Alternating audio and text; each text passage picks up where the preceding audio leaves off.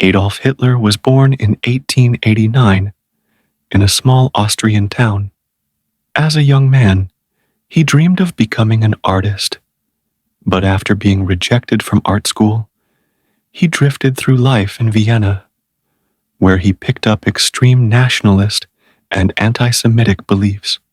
When World War I broke out, he joined the German army and served with pride. But Germany's defeat left him bitter and full of blame.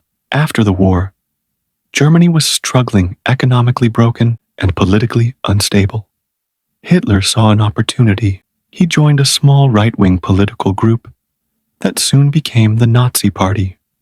He was a fiery speaker and began drawing large crowds. In 1923, he tried to overthrow the government in what became known as the Beer Hall Putsch. It failed, and he went to prison. While in prison, he wrote Mein Kampf, laying out his vision of a future Germany, racially pure, ruled by a strong leader, and expanding its territory.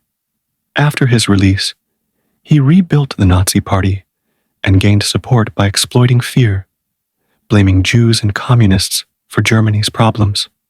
In 1933, he was appointed Chancellor of Germany. Soon after, he seized total control, eliminating rivals and transforming the democracy into a dictatorship. Hitler's government used propaganda, terror, and violence to enforce loyalty. He rebuilt the military, ignored international treaties, and began annexing nearby lands. In 1939, Hitler invaded Poland. That act ignited World War II. As the war spread, Hitler unleashed one of history's greatest atrocities, the Holocaust. He ordered the systematic murder of 6 million Jews and millions of others, Roma, disabled people, political dissidents, and more. At first, Germany had military success, but by 1942, the tide turned. The Allies pushed back. Bombs fell on German cities, and Hitler grew increasingly isolated in his bunker. As Soviet forces closed in on Berlin in 1945, Hitler refused to surrender.